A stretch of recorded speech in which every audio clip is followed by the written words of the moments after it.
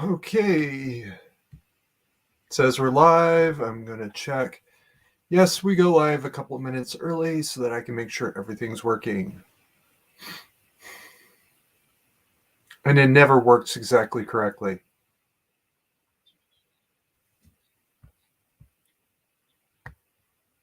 All right.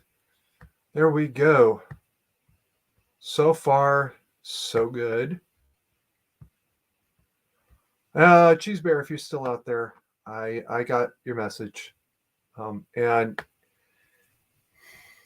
I should be too, but I'm here instead. All right. So this is supposed to be the Q&A session for the morning stream. But I'm not going to start off with that questions. I'm actually going to start off with an answer. Sort of, I guess. Hey, Joe. I hope you brought questions because I love questions, please. Okay. So everybody knows I got 6 king kids. All right. Well, half of them are adults. All right. Correction. Half of them are old enough to drink. Only 2 of them are not adults yet. But once upon a time, they were all these little bitty things that you could. There's something about a baby that makes everybody a little bit funny in the head. All right. What about their get home bag? Now, in theory, they're either at home or they're at school. Or oh, thank you, Joe. I appreciate that. I do. Or they're at school, or they're with somebody that and you can trust. And that's fine. That's great. That's wonderful. But what if? What if they're at school and a tornado rips through and they get separated from the school somehow? Or what if a million other things? Now, obviously, when my kids were that little, I couldn't do much for them except pray and go and get them once once the world had settled enough for me to go. By the way, this, I talk a lot about violence, but violence is a long way from the only scenario. All right. It could be a tornado, which could physically pick the child up and carry them away. It could be an earthquake, which could collapse the building, assuming that they got out of the building. Where do they go now? A million other scenarios. None of them, all of them are acts of nature. And we did everything we could to prevent it, obviously, but it still happened. In particular, I think back to when I was a senior in high school in Mr. Longnecker's American government, U.S. government class. We were sitting, this is Shasta High School, on the part of the building that overlooks basically valley, very shallow valley. There's a high hill. The school, that is, was built up on a high hill. Okay. Joe, I'm not quite sure what that meant, but I'll let you come back to me in a second. There's a part of the school that's built up on the hill, and it's a second deck. They actually have a classroom, basement classroom, that I think was closed at the time I was there. Doesn't matter now. And we felt this really hard wind, boom, into the building. I remember thinking, that wasn't the wind.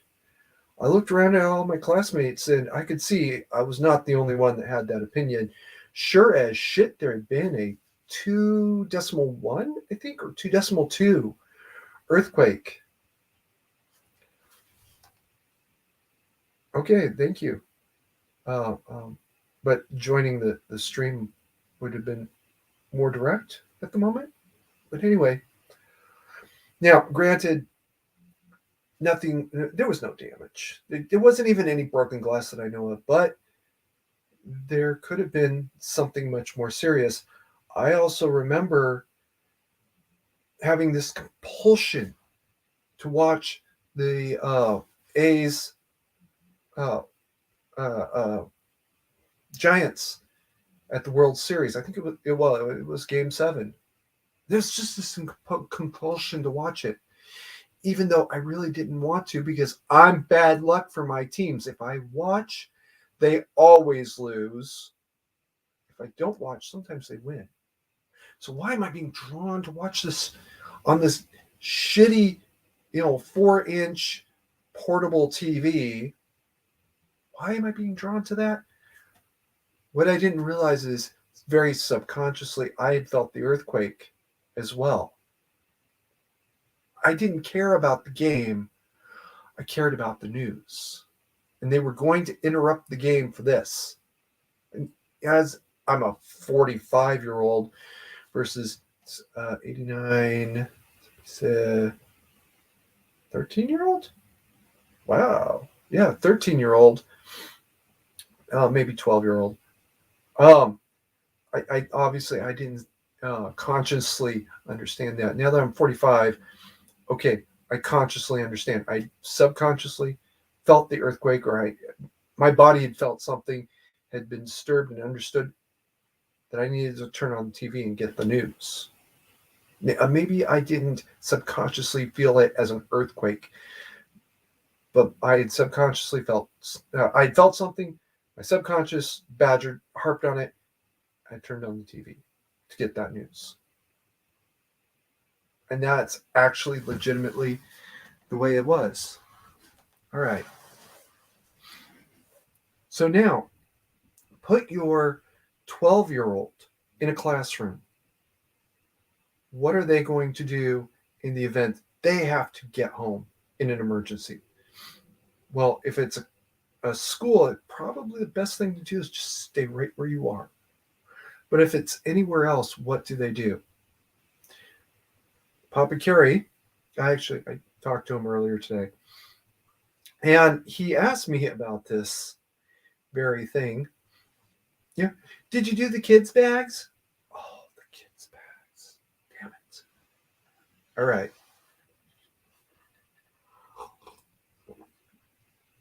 So, first of all, you've got to scale your kids' bags based on their age and maturity. All right. Baby boy Carrie would be, I'd be comfortable with him having anything except a weapon of almost any sort, but I'd be okay with a knife. Um, yeah, a knife is just as a tool. Um, but yeah, baby girl Carrie, her mind is not exactly right. I know this. I love my baby girl, but honey, no. I would never, ever, ever give you a gun or brass knuckles or a knife. So you've got to scale it to their age, obviously, and their maturity level, right? Um, my older boy, his maturity level will never uh, be at a point where I would be comfortable with him having a gun. It's not going to happen. A different type of weapon, maybe. And I have a few that I know if that scenario came up, he would use, and he would use them very, very effectively. I know he can use them. I've watched him demonstrate it. For those of you keeping score, these are so-called ninja weapons. It's size, comma. Um, in the West, we call it a bow staff. In the East, they call it something else.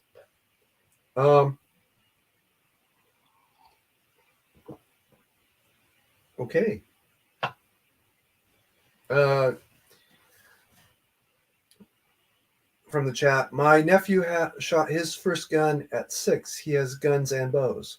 How old is he now? Because 6 is about the time I shot my first gun. You missed that stream, unfortunately, where I talked about the first time I went shooting and the circumstances surrounding that. And just a pro tip: don't threaten a combat veteran under any circumstances. Don't do that. Learning to cook is always a good thing.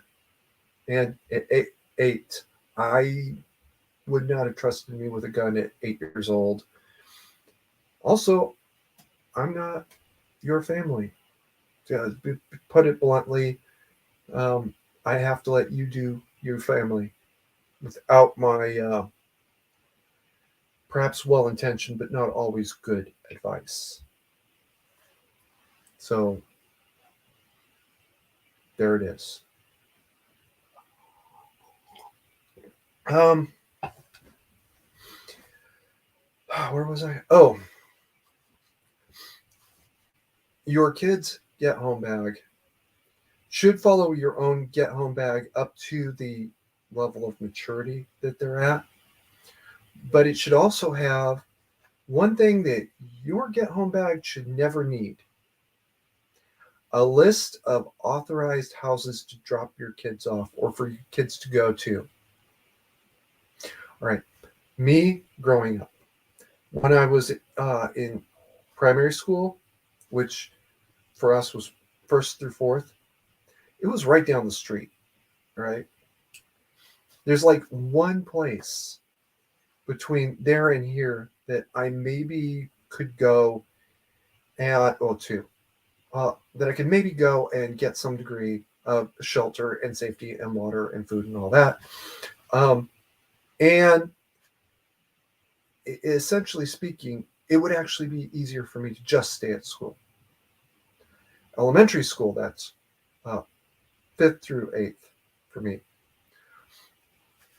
Much further away, but there was a couple places between there and here that I could have stopped at. Okay. There was the store. Well, no, the store is the other direction, but it's so very, very close. There's a fire department across the street. There was a sheriff's deputy there almost all the time. It was basically there was a desk that belonged to the sheriff's office. It was actually paid for by the sheriff's office, and when they weren't using it, the firefighters could. Going up a different direction, there was a store and several friends' houses. Going the direct route, no friends' houses, unfortunately, but my uncle's house. If I took 2 turns, I could go to my uncle's house. So there's that. Yeah, that's it. And then there was another store where the 2 routes linked back up, and the other school, the primary school, so I could go there. That's about it. When I was in high school, there was no way I was going to be able to walk from school to home in any practical time frame. But there was a lot of friends in the area that I could go to their place and stop there for a night.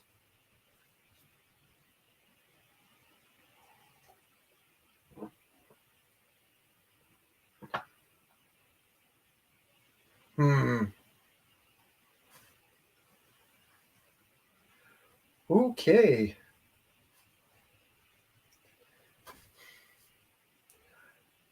If you're live, you see it. If you're not, don't worry about it. Moving right along. Not only does your school need to have this, but also your kids need to have it, and you need to have a little list. Don't give addresses on the list you give to your kids. Give addresses on the list you give to the school. And sit down with your kids and understand, hey, this is it. Where are you going to go if you have to leave school in a fire? or whatever. I don't talk about this a whole lot because it's usually not relevant. But in 2018, yeah, early 2018, I picked up and ran back to California in a big hurry because the local TV station, which had been 24/7 news coverage because of a fire, was evacuated. It was live on the air. I downloaded the video, re-uploaded it to my channel, so you can actually see Tamara, I think it was, saying on live TV, we've been ordered to evacuate, and our sister station is going to be out of Eureka, I think it was, or was it Chico Station? I don't care. Is going to take over. Holy shit, the fire is in downtown Reading. That particular television station is literally downtown Reading. It's not even a quarter of a mile from one of the two hospitals. It's several miles from the northern edge of town. It's a couple miles from the river. This tells you how deep into city limits it's gotten, because city limits extends all the way on to the other side of the river as well, and several miles out, and they're being told that they have to evacuate. It was that serious. Worse still is I didn't make it in time. No, everything ended up okay. By the time I could get there, the fire was being turned back, but also the roads were closed. I couldn't have gotten to Papa Carey. How do I put this? Yes, I could have gotten to Papa Carey, but not in a car. Don't ask any further questions. You don't really want to know the answer.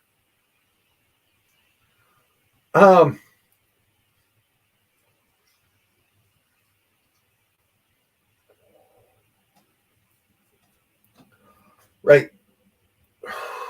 Now, how do your kids get home at this point? Shasta High School, if KRCR is being evacuated, Shasta High School's been evacuated. And it must have been not even, hey, Ozzy, not even open that day. They must have been told to just stay home anyway. But the previous day or the day before that or somewhere along the way, they were told you're going home and that's it. Where are your kids going to go? And how are they going to get there?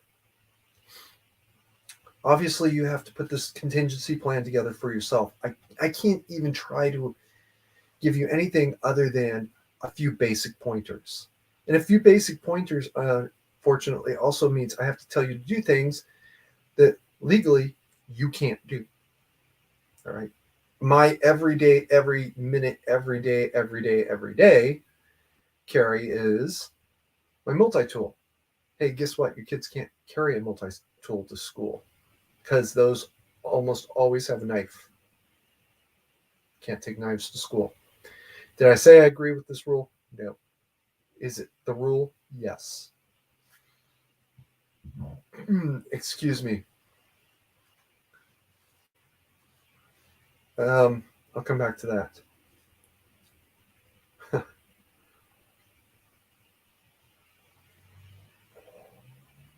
No, Ozzy, you didn't really miss much. Just me harping on put together a get home bag for your kids. And a plan or a get home plan were the points. All right. Now, I've gotten through that little bit of rant. I hope people are coming up with questions because I really love the questions. Right? If I could get somebody to break me with a question, oh my God. Like, oh. Um,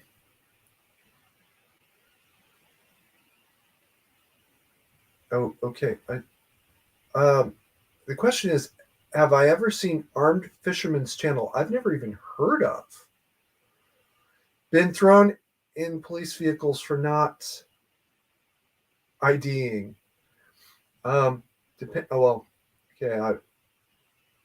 If this is a U.S. citizen or somebody in the United States, yeah, they can do that. There are two questions the police can ask you unconditionally that you have to answer, and one thing that they can demand unconditionally, and you have to be able to produce. They can ask you your name, your home address, and they can demand to see your ID. If there's an officer safety concern, they can also ask if you have a weapon. Not too sure about the entire case law on that last one. Um, and this is not me speaking, this is the United States Supreme Court before I was even born, and possibly before even Papa Kerry was born, said yes, they can demand to know your name. Yes, they can demand to know your home address. Yes, they can demand to see your ID. Those three I know happened before I was born. Uh, the officer safety question, where is the weapon? Or do you have a weapon? Do you have any weapons on you? That might have been after I was born. I'm not ready to fight that battle. And if you lie about any of those four questions, that's grounds for arrest. Failure to produce ID is grounds for arrest until they can identify you. So if you spend a night in jail because you refuse to show your ID, there's nothing I can do to help you.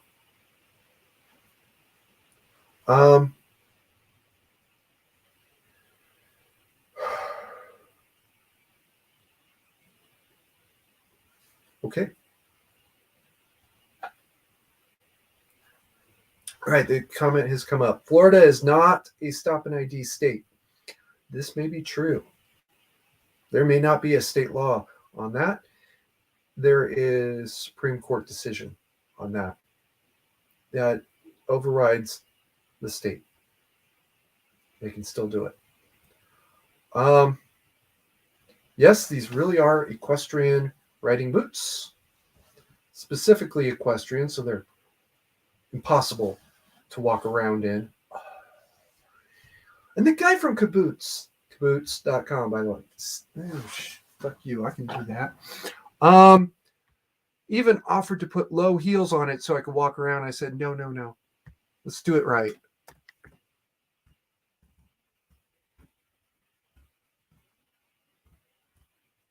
Oops. There you go. If anybody wants to follow up on it.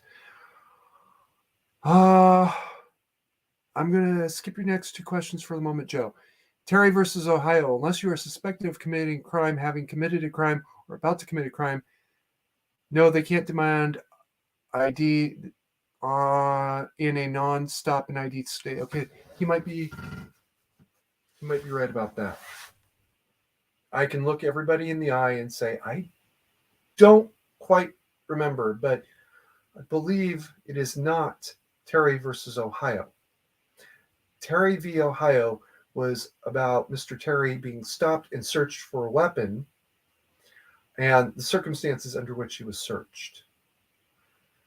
And to be perfectly blunt, I can't remember how the rule, what rule came out of Terry, but I do know that a weapons only search is called a Terry search, a pat down, a frisk for weapons, and you better find you better be absolutely sure what you found was a weapon before you pull it out of his pocket, or it's burned. Bare minimum, it's burned as evidence. Okay.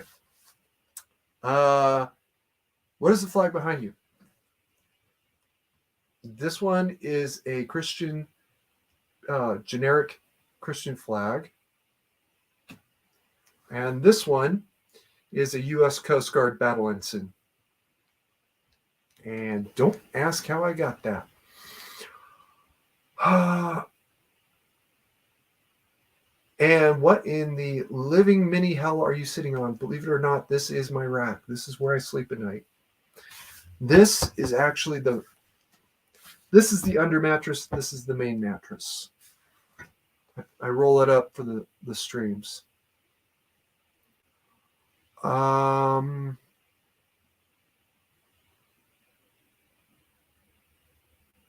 And believe me, if that question was offensive, or even meant to be offensive, whatever. Listen, if you try to piss me off, you're going to have to do a lot more than that.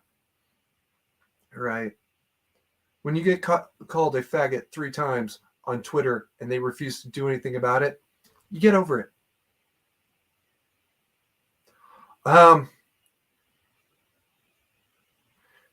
Okay. There's a mistaken understanding about when cops can stop you and speak to you. And I'm just going to do this, guys. And this is the actual law. Consensual stop is whenever a cop walks up to you and says, "Hey, can I ask you a question?" And you say, "Sure." You can say no. It is no longer a consensual stop. If they have a reason to stop you, they better have, if they're going to continue to stop, they better have a reason. A detention is the belief that a crime is afoot and this individual may have some knowledge about the crime. Okay. A cop sees broken glass in a car window. All right, bare minimum, he's got something going on here he needs to find out. And you're the only person around. He can detain you. Even if he believes there is no fucking way this guy's the suspect. All right, he can still detain you and ask you questions. And they, at this point, is when they can demand to know your name, your home address, and see your driver's license. An arrest is the belief that you have committed the crime, and you go from certain rights in detention to different rights under arrest. That's just part of the way the game is played. Every cop knows it. Refusing to answer any questions at all. Okay, that's gonna trip their mind to think certain things. Lie to them, and you will be arrested. What you do from there is entirely your decision. Has nothing to do with what I'm saying here. I know there are people that say I don't talk to cops, and they really don't. All right. If this was a non-afternoon week, I'd be over at Squatch's channel moderating right now, and that's the people he interviews. That's the people he likes to talk to. It is the sort of people who say I don't talk to cops, and they really don't. They will not speak to a cop, and they get into so much more trouble sometimes because they refuse to even say what their name is. I remember in particular the court ruled your name is not in and of itself prejudicial. I believe that's the word they used. Oh, okay. Oh.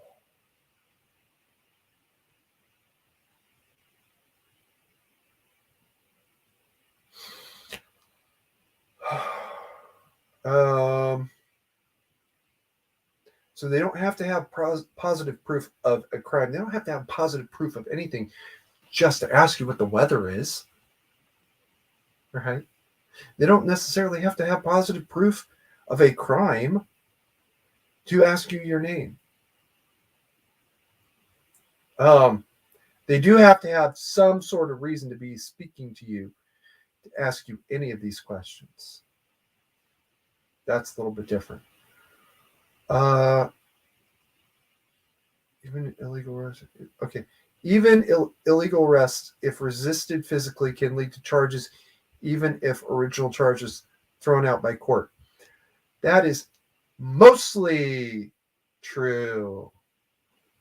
Believe it or not, The courts have affirmed that a degree of violence against police is justified if the person being detained or arrested, or if the officers use excessive force and the person believes that their life is now in danger.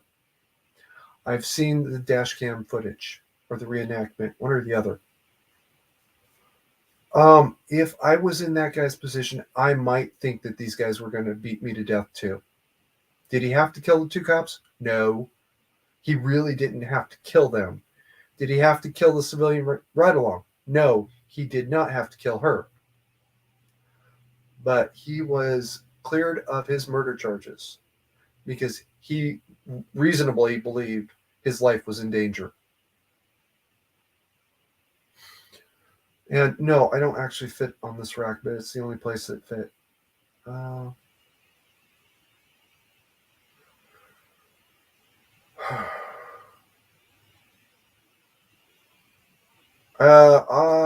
The question came up: walking in a high crime area at night alone, reasonable grounds for suspicion.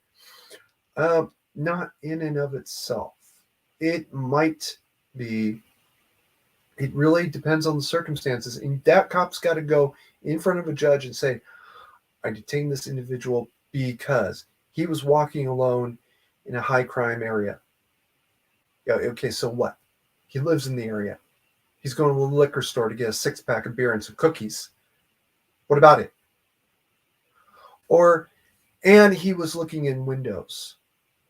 Or he was moving along multiple different streets. Been there, done that, got stopped by the cops. And all he asked was, okay, what are you doing down here? I'm lost. I'm trying to get to such and such a location. It's 3 blocks over that way.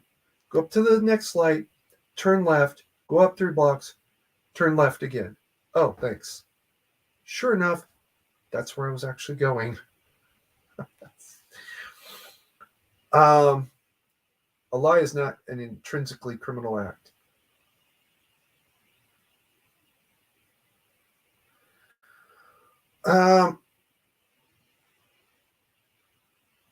Okay, here they can't do that crap. I can tell a cop to screw off if I'm not breaking a law. You might just escalate the situation, right? You have to have a reason to stop you. That reason can be very, very vague. I got stopped. I know this in my heart of heart. I know this is true. I was in a tiny little town in a southern state. I'd been there for about a month. And my bicycle was very, very distinctive. Like they'll still be talking about my bike. That was over a year ago. I made an otherwise legal left-hand turn, and the cop stopped me for failure to signal on a bicycle. Come on, bro. Come on, really? Really?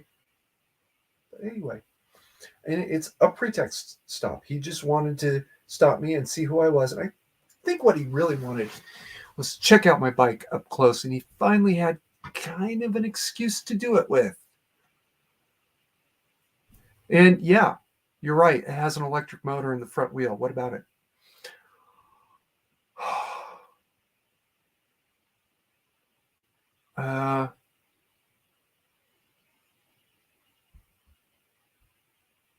Okay, ID can't be asked if there's no suspicion of a crime. Yeah, there does have to be a reason. In my 2 cases, I was in a drug area, right? Trying to get to this bar because I was lost, because I was given shit directions. And in the other case, I was stopped for making an illegal, not really, left-hand turn. Come on, bro, you know better. They have to have a reason to stop, even if it's a pretext. And seems on drugs is a reason to stop in and of itself.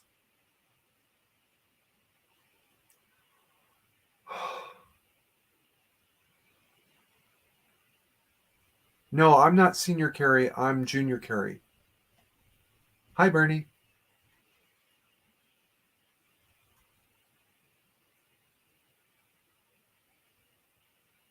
Oh, Ozzy, I feel your pain. Been there, done that. Literally.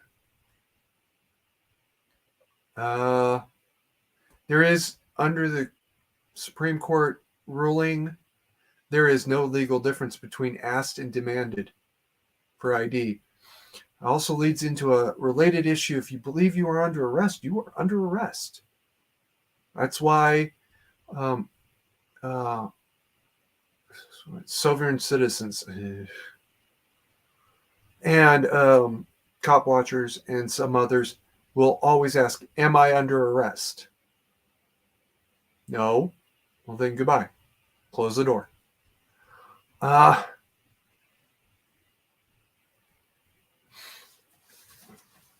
Being in a high crime or high drug area is not in and of itself um, suspicion, but something else could be.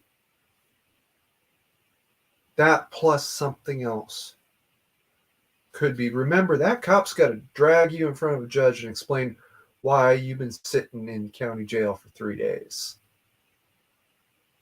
Uh-oh. He better know he's right. Because the bill always comes due. Sooner or later, somebody is going to be paying these court fees. That's one of the secrets about law enforcement they don't tell you. If the cop's ticket is dismissed, quote, in the interests of justice, which means the cop screwed up, he's paying that ticket.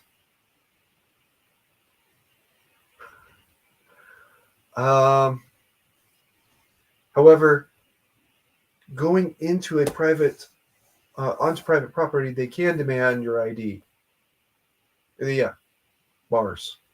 First and foremost, bars will always, always, always ask for your ID until the bouncers all know not only your real name, but your nickname, who your employer is, where you work, what your girlfriend's name is, um, on and on and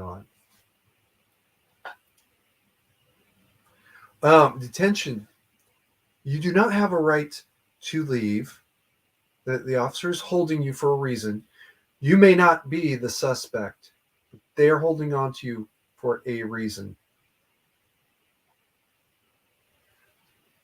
If you're not detained, you're free to go. It is that simple. And the fewer things you offer, first of all, never offer information.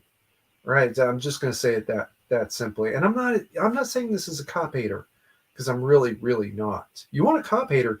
Go over to InRange. Okay. God, Carl's got something about cops. I don't know what it is. Um, Go over to InRange. Um, Never ever volunteer information. Don't even volunteer your name. Let them ask the question and answer it with as little information as possible. I live on the 400 block of V Street. I live at 412 and a half V Street. What is your address? 412 and a half V Street.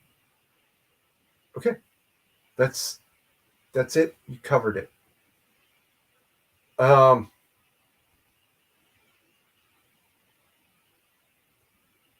and no, it's not that no info gives them no reason to detain you. It's you don't volunteer any information at all. Period. Just don't do it. And if they ask you anything other than that, I don't answer questions from cops anymore either. But let me just put that where it is. If a cop asks me, "Who are you? Where do you live?" and let me see your driver's license, I will answer those two questions. I will let them see my driver's license. I will let them search me for weapons, and that is it. I won't even tell them what time it is. Literally, I will not give them the time of day. I got burned on my actual arrest very, very hard because the cop took what I did say and twisted it into something. It was a whole long ways away from not what I said. He wrote down what he wanted to hear, not what I said. And yes, that was proven later. So I just don't, no, I have nothing further to add.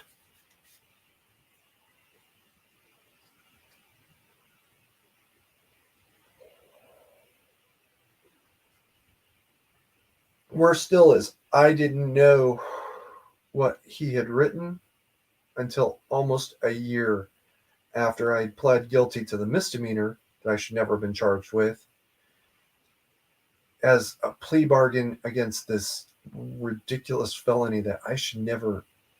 What? Well, no, it was intended to coerce the misdemeanor plea. Okay. And I would have pled guilty to the misdemeanor to get my co defendant released because I wanted her the fuck out of my house.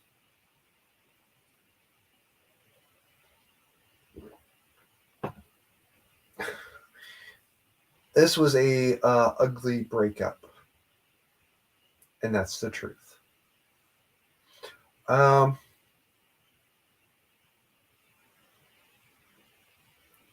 What is legal, what is justice, and what actually happens are too often different things, and that is true.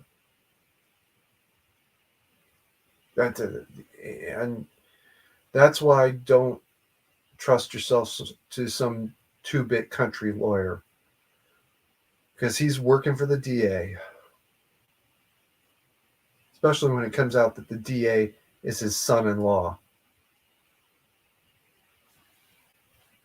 Oh, found that out too. Oh, I'm sorry, son-in-law to be at that point. Seriously, the only questions I will answer is for cops. My name, my home address, and if they ask you, do you have a weapon on you? Yes, you have to answer that correctly or honestly, because if they find out you're lying, that's grounds for arrest right then and there. Even if it's legal to have the weapon. And the really weird part is, if it's a gun, sometimes they'll take it from you and hold on to it until we're done here. And sometimes they won't take it. That has happened to me. The other side of the same city where I got arrested and the misdemeanor was coerced, a cop asked me, what's in the pouch? I have a gun. Okay. Keep your hands where I can see them, and we're going to keep going. Okay. And that's when I already had my arms crossed at that point. But that's when I kind of shook my arms so he could see, yeah, they're crossed.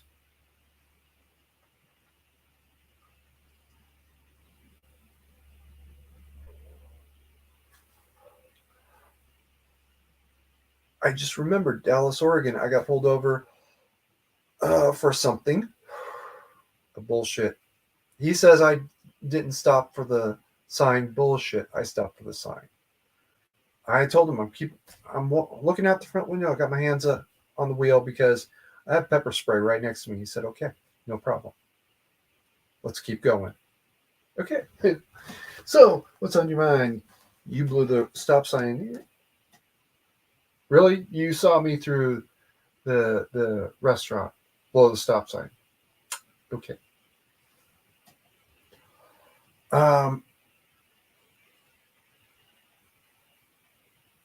You if they ask you where the weapon is, yes, tell them the truth. Just saying, yeah, I have a gun. They might not need to ask. They might not need to know. Uh Visiting.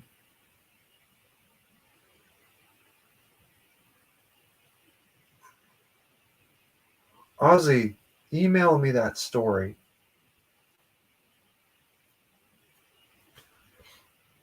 I'm very slow to take either side there because it's sounding more like a whole lot happened there very, very quickly.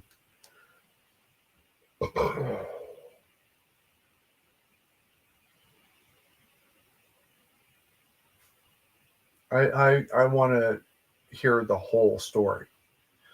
All right, moving right along. Any other questions, guys?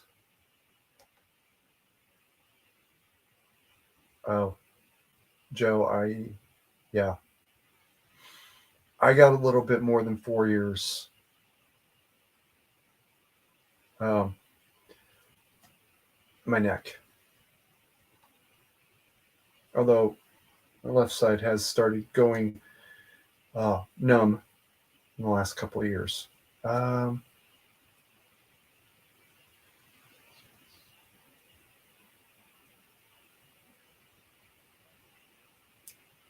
oh, no, Joe, I figured it out.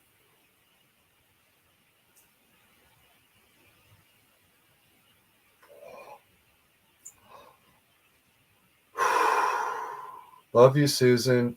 Holy shit. And you survived that.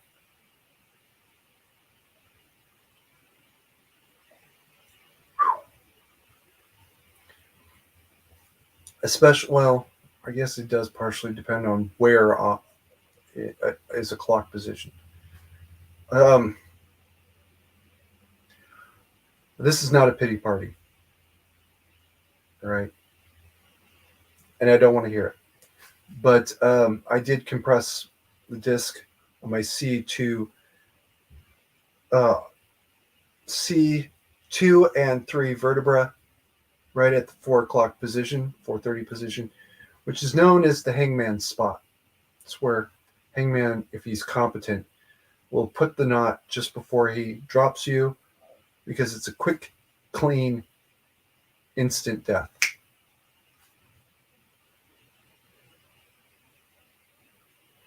Um, the guard did what they could to fix it, but there's only so much they can do. It is what it is. Okay, question is bear spray legal? Because not in Canada, no weapons or anything that can be a weapon may be used for self-defense. Again, up to the judge who hears the case to decide if force is justified. Okay, my understanding, which is extremely limited, so I would not take this as legal advice if I were you. Even in Canada, bear spray is uh, legal for its marked purpose as bear spray. In the United States, using bear spray on another person can result in criminal charges. Um,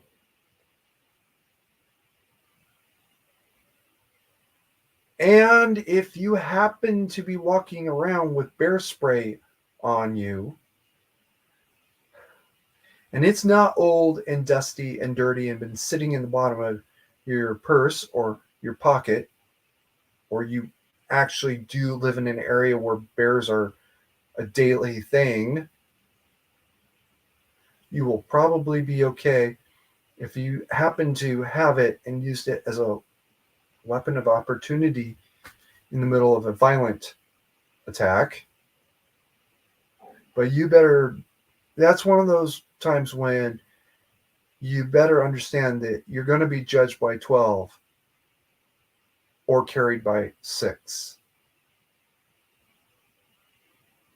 Um, Joe, all weapons can only be used in self-defense legally. All right. Um,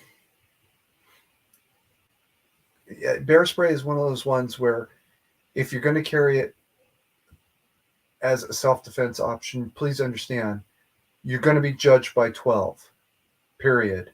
And you're not going to like the results. However, if you, if you happen to do well with that jury, you might end up on probation and parole rather than in prison. You are going to be in trouble. That's it. All right. How much trouble is what you hire a real defense attorney for? Um,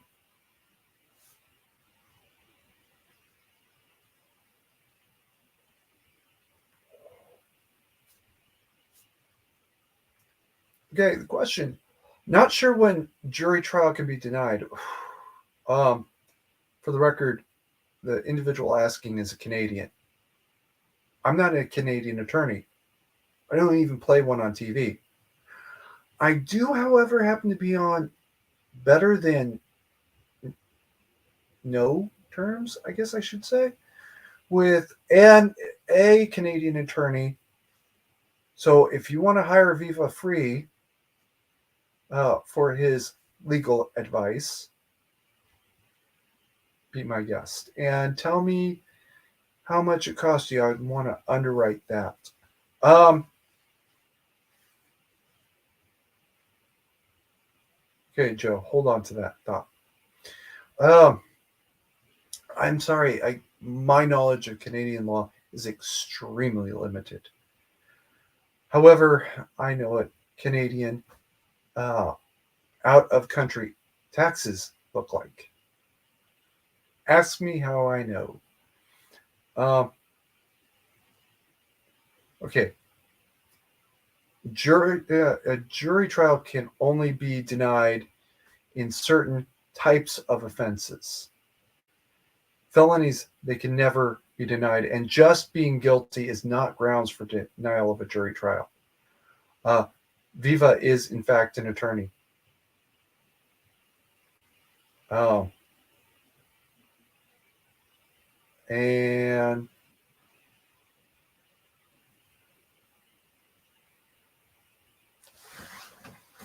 okay, that emoji, whatever it is, um, did not come through. And it's been brought up that Viva is a copyright lawyer. No, he's more than just a copyright lawyer. Um, he's mostly a business law attorney, but he's forgotten more about Canadian law than I'll ever learn. Oh, I got it. I'm sorry, there. Um, and no, he's not a criminal attorney, um, but he knows a bunch of them. His best internet buddy, his best YouTube buddy, Bob. I cannot stand Bob. He is Robert Barnes. He is a smug, arrogant prick, and he's usually right. He is a criminal attorney, and they are on live stream. I think it's twice a week, one on Wednesday and one on Sunday. I rarely catch the Wednesday. I almost always catch the Sunday, but I've been skipping the last few because Bob has made statements about what's going on in Eastern Europe that are just not correct.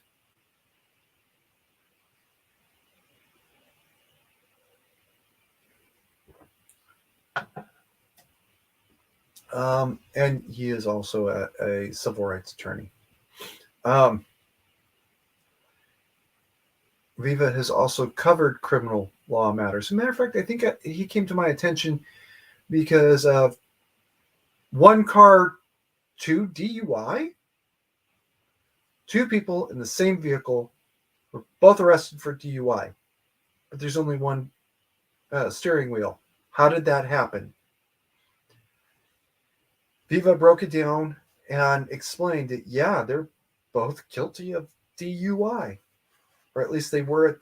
The cop had a reason to arrest them both for DUI when he pulled them over.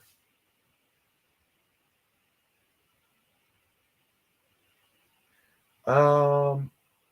Oh, damn. Oz, is he live streaming every day now? Because I know he picked that up big time during the COVID. That's actually when him and Bob first teamed up. Um, but yeah, he can give you much. He can give you much better advice about Canadian law than I could ever hope to.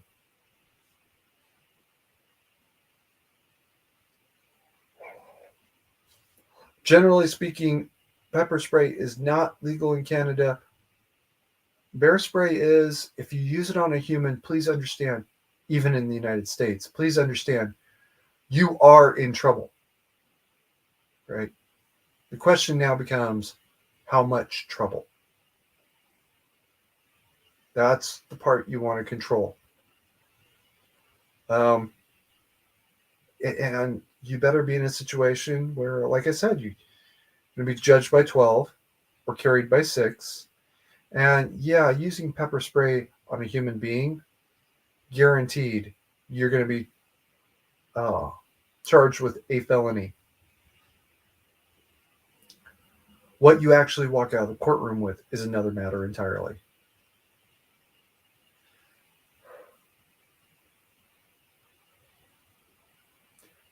No, it was not about forcing a confession. Um,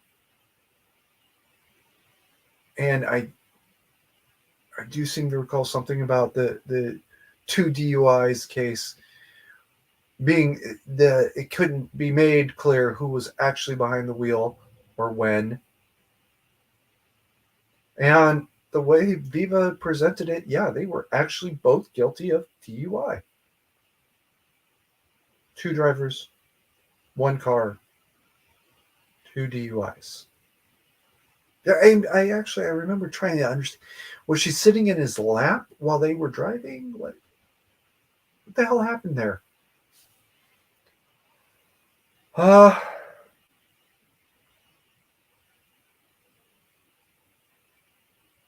okay. Oh crap. Bernie, there was a question asked this morning. Do you remember what it was? I really did want to go over it. It was cheese, if that helps any. We're coming up on the last couple minutes, so if you can drop that in the chat, I'd appreciate it. Um, oh, all right. I'm going to wrap this up with a proposal for everybody. Indigence is an exemption under Datislav. It is. But not everybody who's poor is indigent. There are going to be a lot of people out there who cannot afford even a common cheap Saturday night special. I have a couple of ideas for something that could fill that gap. My goal is to come up with a self-defense option under $200 that is reliable in the most number of situations. Now, I've already floated the idea of a modernized Dolnay, um, uh, including possibly a Medusa M95, I think it was, style uh, flaps, so that it chambered in 10 millimeter, but with the flaps, so you could potentially put a 9 millimeter or 9 millimeter derived shell casing in rather, and it would be very, very crude and the accuracy would just be atrocious, but at extremely short range would be reasonably effective. And you fold it over and you still got the brass knuckles. Yes, I have a thing about brass knuckles. Just get over it. Um, it also strikes me that there might be a better idea out there, and I want to hear them all. I don't care how crazy it is until fucking Jim Kirk beams down from the Enterprise and shows us his phaser and how it works and how to make more of them. We have the options that we have. We have to make the best use of them that we have. So give me your ideas. I want to hear them.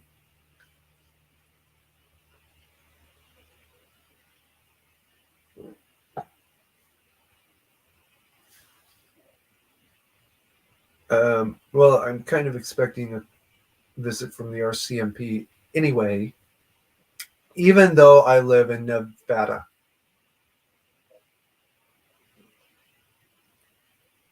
Yeah. Um, and by the way, if they have permission from the United States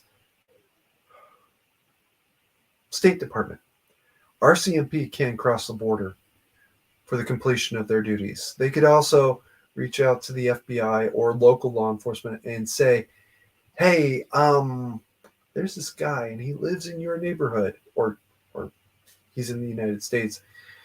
We really, really want to talk to him. Can you pick him up for us? We have a legal arrest warrant from an Ottawa judge." Why might they want to talk to me?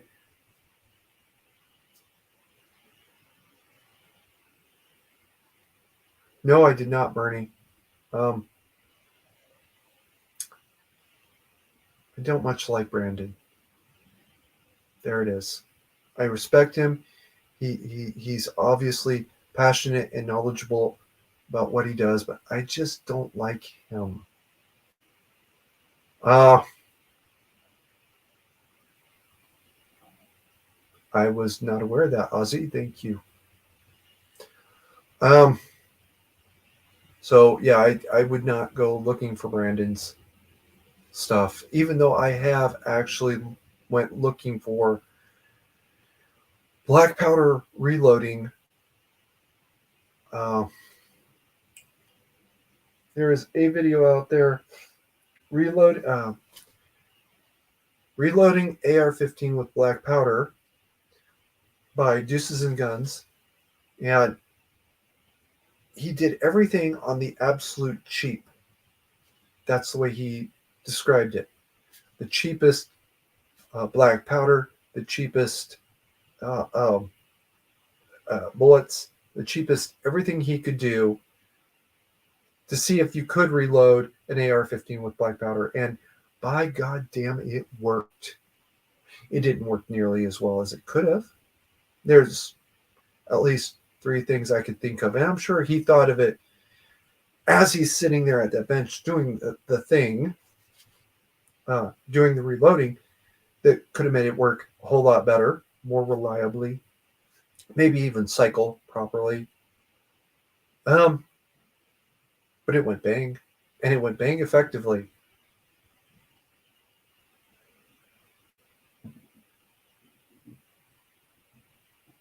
Um, Bernie says, just because it's not a firearm. Okay. As it stands now, loose powder firearms, in other words, muzzle loaders, almost to exclusion. There's okay. Loose powder firearms are not considered firearms under federal law because they're loose powder. Okay. It is what it is. This was a decision that I did not make. It was made long before I was born. All right. When mandatory carry passes, yes, black powder will be back to being considered a firearm. How closely is a black powder musket actually tracked. Come on, get real. Um, but it will be considered a firearm again.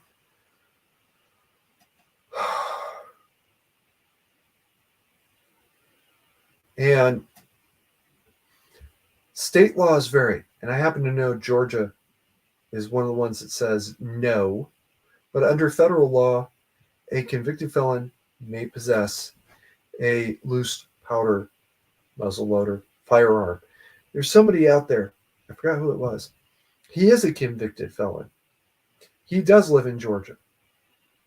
And he cannot legally possess a black powder revolver until he goes to uh, uh, Indian reservations. And then all of a sudden he can have it because he's back basically in a foreign country under U.S. jurisdiction, not under Georgia law. Nice.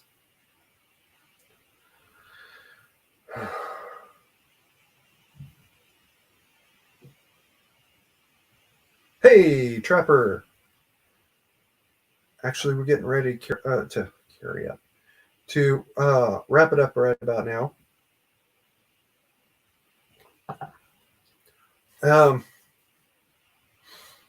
And I'm going to address a comment.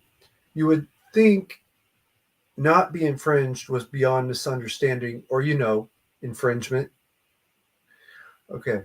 Even I, the guy that says you should be required to carry a weapon at all times when you leave your house or face a big fat fucking fine and possibly be put into custody for almost 2 years. Magic number right there. Almost 2 years. Understands that no, you can't have your own nuclear bomb. Okay?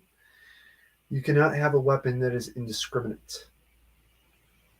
So even I have a couple of infringements. On the other hand, I can sit down and say, okay, this infringement exists for this reason. And it's a real and legitimate reason. As opposed to what Shannon Watts wants, which is banning all guns, and she's come out and said it. I'm just saying.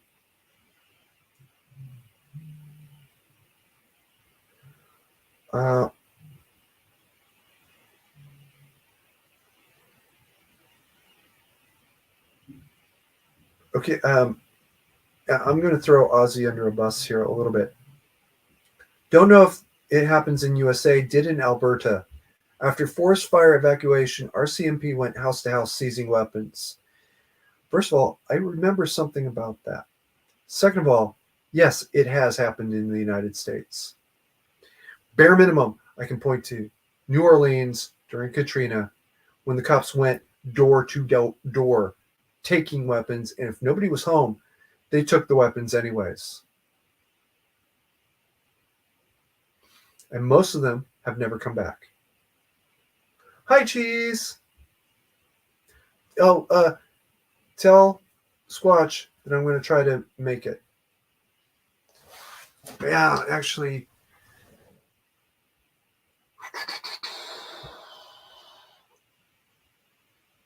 Let me see if I can still get it in there. We're going to wrap it up right about here, guys. But I am going to... you shit posting bastard. I'm going to copy a link. I'm going straight over to Squatch's channel after this. And there it is. That's the link to his current live stream, you shit posting bastard. But I told him to do it, so what the fuck? What am I crying about?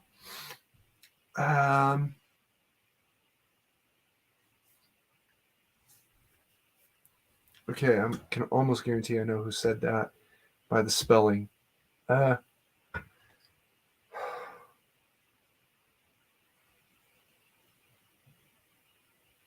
Okay, Guys, I'm going to wrap it up with that. Ozzy, you should go back and wait a minute. You were there this morning.